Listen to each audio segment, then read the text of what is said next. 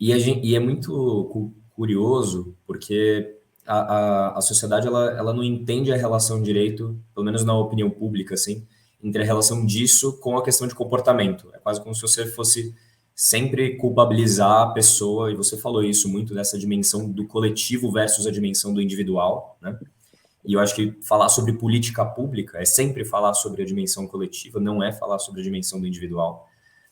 E é muito difícil, então, trabalhar com comunicação nesse sentido, porque quando você vai colocar um limite de velocidade, como eles colocaram em Paris, ou como você vai fazer em várias capitais do Brasil, numa cultura, como você bem mencionou várias vezes, do privilégio, da velocidade, da masculinidade tóxica no meio disso tudo, e isso reforçar muitas desigualdades, quando você faz uma política de gestão de velocidades mais restrita, que a gente sabe que é o principal fator de risco para a mortalidade no trânsito, e aí a opinião pública desce, fica desesperada. Então, e daí chega na questão da multa, né? E é aqui que eu queria problematizar um pouco com vocês nesse sentido, assim. Porque a gente fica entre esses dois limites, né, de conseguir fazer uma política de uma fiscalização que seja mantenham a velocidade baixa, e como a gente falou até na live da semana, na última live, de que a multa ela tem uma função educativa também de alguma forma, ela não é simplesmente punitiva, ela não deveria ser pelo menos meramente punitivista, né?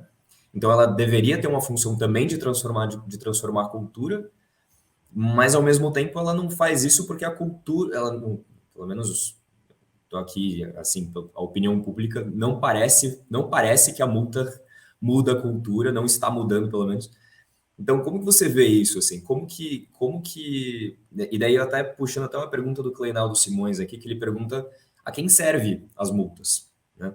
Porque daí a gente cai nessa coisa da indústria da multa, da cultura da multa, como também o Heitor Fidelis, né, mas também comenta. A gente vai falar disso já já também. Então, como que a gente, talvez, como que a gente poderia pensar nesse sentido? Trabalhar com comunicação e trabalhar com essa ideia da multa para que ela transforme, ela ajude a transformar a cultura, né? É mais para instigar aqui, para pensar junto.